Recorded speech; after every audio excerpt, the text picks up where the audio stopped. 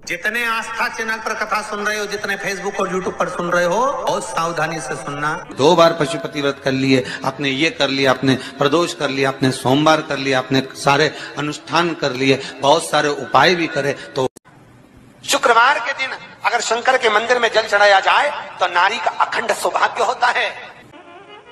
शुक्रवार के दिन बेलपत्री के वृक्ष के नीचे बैठकर घृत का दिया लगाकर शरीर में जो रोग है उसका स्मरण कर कल करके देखना। जो बच्चा चिड़चिड़ कर रहा हो, बहुत गुस्सा कर रहा हो, बहुत गुस्सा, जो बहू चिड़चिड़ कर रही हो, जो सास चिड़चिड़ कर रही हो, भाई बंधु कुटुंब कोई चिड़चिड़ कर रहा हो, बहुत क्लेश घर में हो रहा हो, एक कटोरी में पानी लो, तुमरुका जी का नाम लो, शिव जी का नाम लेकर, तुमरुका जी का नाम लेकर थोड़ा सा पानी का आचमन करा दो। 10 मिनट 5 मिनट में एकदम चुप, लड़ी नहीं सकती, गुस्सा। लक्ष्मी सबसे ज्यादा प्रसन्न कौन से दिन होती है? जम के बोलिए जरा। शुक्रवार।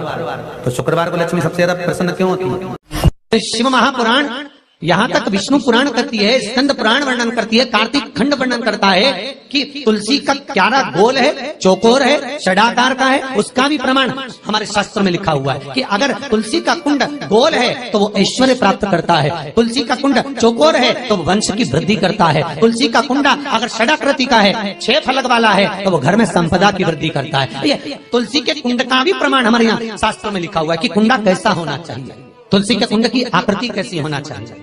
उसका प्रसन्न होने का कारण क्या था? लक्ष्मी जी के 2 भाई थे, दोनों की शादी नहीं हो रही थी, दाता और विधाता, दोनों का विवाह नहीं हो रहा।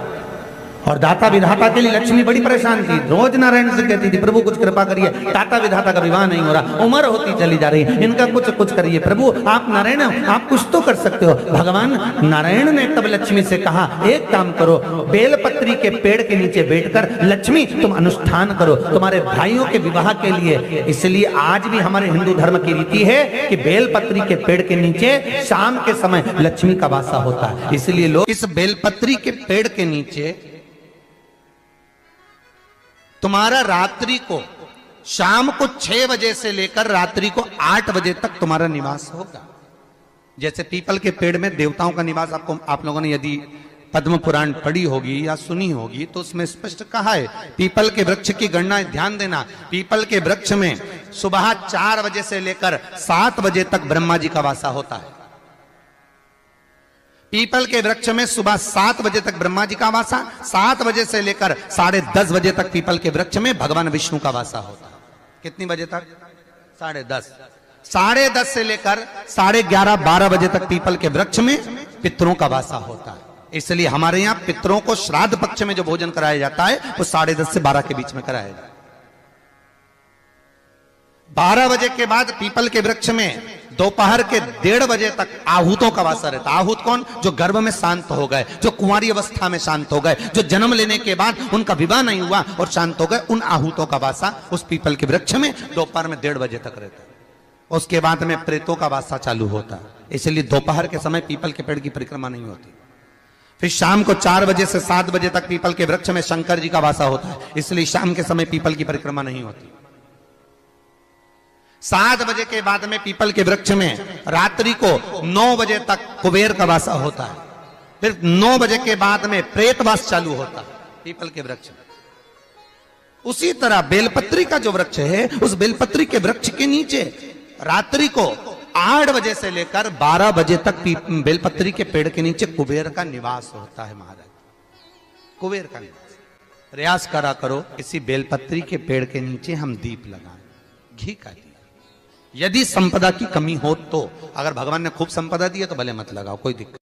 महामृत्युंजय मंत्र का यदि आप जाप करते हो और आपको मालूम पड़ गया कि शरीर में मुझे ये रोग हो गया है, मुझे शुगर हो गया है, मुझे बीपी हो गया है, मेरा ब्लड प्रेशर ऊंचा नीचा रह रहा है, कोई भयंकर रोग, मेरे रिश्तेदार को कोई कैंसर जैसा रोग हो गया, किसी को कोई थायराइड हो गया, किसी को कोई किडनी और लीवर में सूजन हो गई, किसी को कहीं किडनी और लीवर में तकलीफ हो गई, तो शिव महापुराण की कथा कहती है, नवग्रह शिव महापुराण की कथा कहती है कि बेलपत्री के वृक्ष के नीचे महामृत्युंजय मंत्र का जाप जो शुक्रवार की शुक्रवार घी का दिया लगा कर करता है, उसके रोग बाबा देवाधिदेव महादेव समाप्त करते चले जाते हैं। ये संजीवनी मंत्र शुक्रवार के दिन भगवान शंकर को शुक्र को दिया था, इसलिए उसकी प्रदान।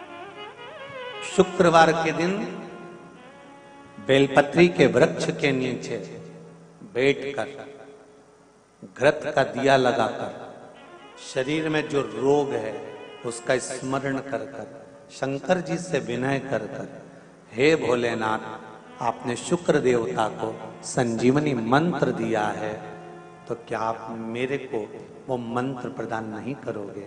मेरे रोग, मेरी बीमारी, मेरे दुख को आप नहीं हरोगे?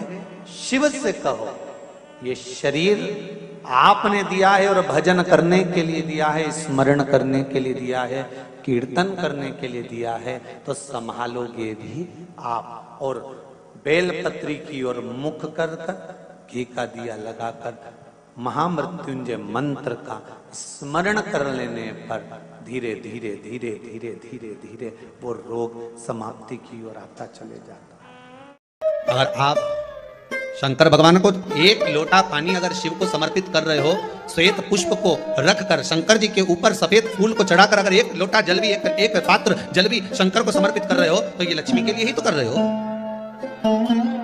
और कौन सी लक्ष्मी? पूर्ण लक्ष्मी, पूर्ण लक्ष्मी। आपको पहले भी कथा में कहा, एक बार भगवान विष्णु के सामने लक्ष्मी मैया ने बहुत तेज स्वर में कह दिया था, नारायण दुनिया के लोग आपका नाम जपते हैं, दुनिया के लोग नारायण नारायण कहते हैं, दुनिया के लोग आपका भजन करते हैं, पर सत्य मायने में कहूं ना तो मेरे बिना दुनिया के लोगों की नहीं चल सकती, मेरे बिना दुनिया नहीं चल सकती, संसार मेरे बिना नहीं चल सकता। भगवान विष्णु ने कहा ये तो गलत है लक्ष्मी आपका कहना। एक दिन लक्ष्मी को अहंकार आ गया, अहंकार के संबोधन जब माता लक्ष्मी कहने लगी तो भगवान उसी समय पर भगवान विष्णु को क्रोध आ गया और भगवान विष्णु ने कह दिया लक्ष्मी तो इतनी बड़ी बड़ी बात कहती है कि तेरे बिना नहीं रह सकती संसार? मैं तुझे कहता हूं लक्ष्मी तू अपूर्ण है, तू अपूर्ण है, तू पूर्ण कब हो गई?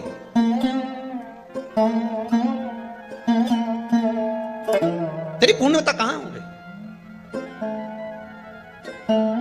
लक्ष्मी की आंख से आंसू बहने लगे। आज आपने मुझे अपूर्ण कहा, आपको मालूम है आप मुझे अपूर्ण कर रहे हो? आपको ये ज्ञात हो रहा है आप मुझे अपूर्ण कर रहे हो?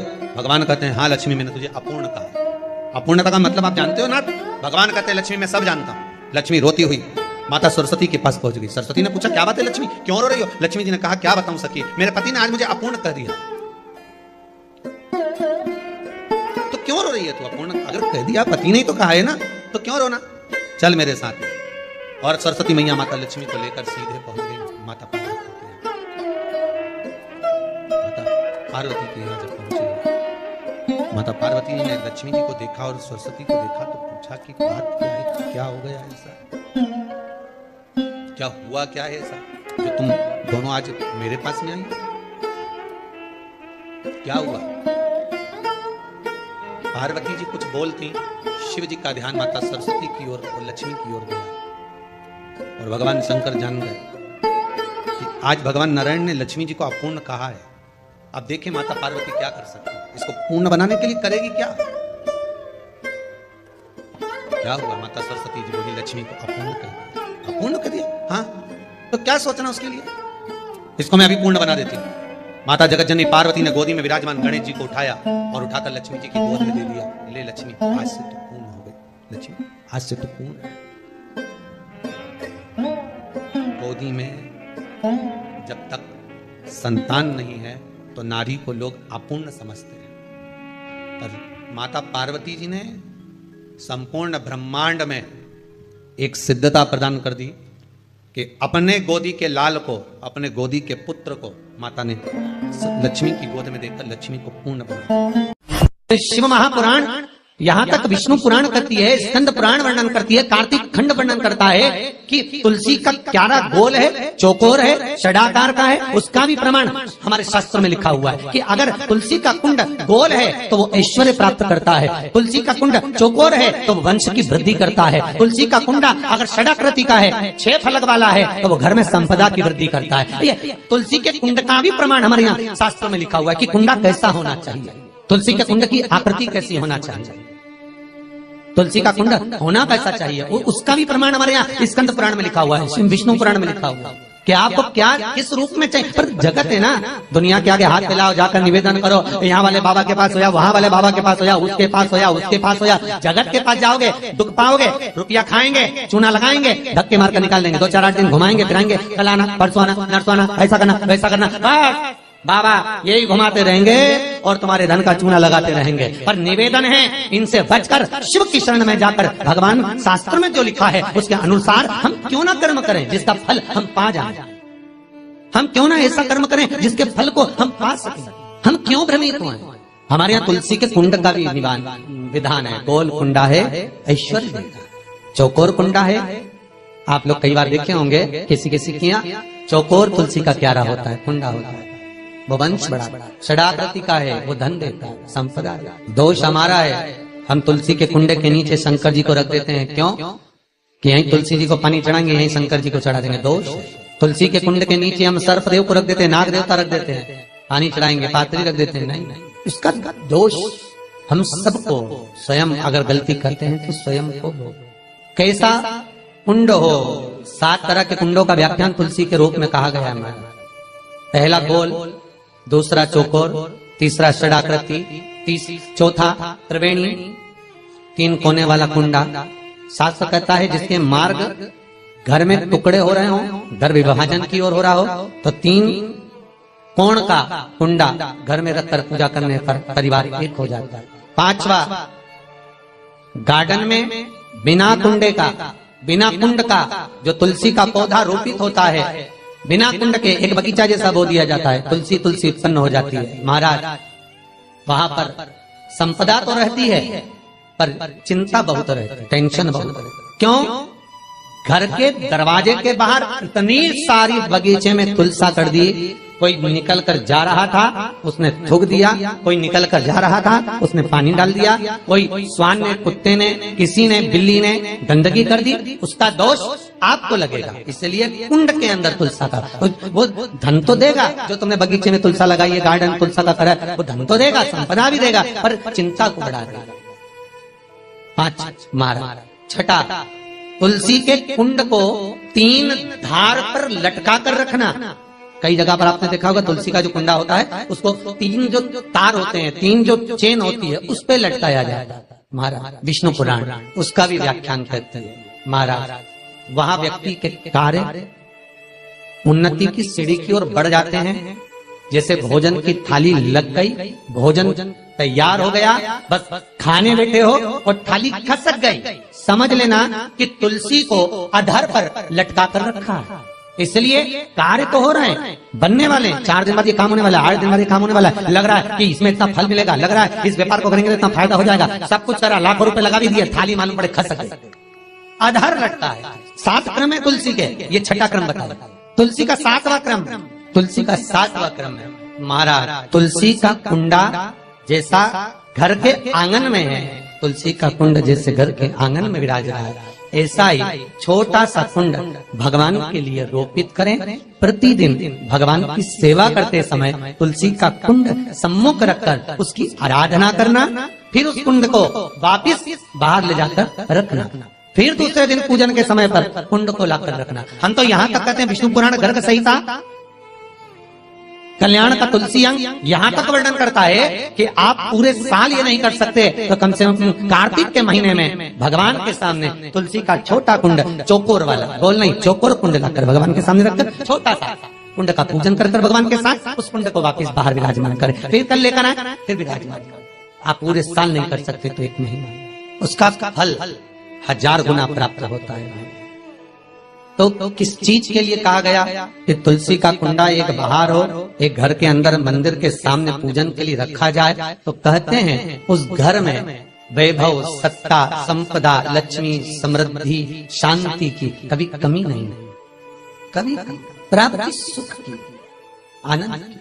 7 तरह के कुंड, 7 तरह के तुलसी के रोग का वर्णन हमारे यहाँ विष्णु पुराण में किया गया। आप किस भाव से कर रहे हैं ये आपके। महाराज स्त्रियों के, नारियों के जितने भी रोग होते हैं, बीमारियां होती हैं, रजोधर्म से जुड़ी हुई जो भी तकलीफें होती हैं, उसका भी व्याख्यान देवी भागवत में स्पष्ट कहा गया गूलर का फूल, अर्थात जो देवी जी को, माता जी को जो घंटी वाला फूल चढ़ता है लाल कलर का, गूलर का फूल, माता के चरणों को छुआकर, तुलसी के पौधे का स्पर्श कराकर, जो नारी को रजो धर्म से जुड़ी हुई परेशानियां होती हैं, उसके अंतर्गत वो फूल तुलसी का पौधा दिखाते हुए खिला दिया जाता है, तो 3 दिन में उसको 2 दिन में आराम लग जाता है, 2 या 3 दिन में हमारा। तो शास्त्र कह रहा है आराधना में आप हाथ की माला, कर की माला ना भी रखें तो घट की माला, तुलसी की माला, रुद्राक्ष की माला आपके कंठ में होगी। तो 21,600 श्वास जो मनुष्य के शरीर से प्रतिदिन निकल रही है, 21,600 श्वास जो मानव के शरीर से प्रतिदिन निकल रही है, उस श्वास के बल पर आपकी घट की जिह्वा से वो मंत्र जाप हो जाएगा, उसका पुण्य आपके खाते में। तुम्हारे गले में जो तुलसी की माला हो, तुम्हारे गले में जो रुद्राक्ष की माला हो, उसमें मन के 108 होना चाहिए या 108 से भी ज्यादा होना चाहिए। कम मनके की माला मत पहना गले में, बारीक बारीक मनके की कर लो, छोटे से छोटे मनके की कर लो, 100 से भी ज्यादा हो, 108 से भी ज्यादा हो। क्यों? क्योंकि गले में अगर तुलसी की माला होगी, गले में रुद्राक्ष की माला होगी, भले तुम्हारे मुख से नाम ना निकले, भले तुम्हारे हाथ में करमाला ना आए, भले तुम भगवान का नाम जपो ना जपो, भले तुम भगवान को भोग लगाओ ना लगाओ, भले तुम तीर्थ जाओ ना जाओ, पर गले में अगर तुलसी की माला या रुद्राक्ष की माला तुम्हारे गले में है तो चिंता मत करना, तुम्हारी श्वास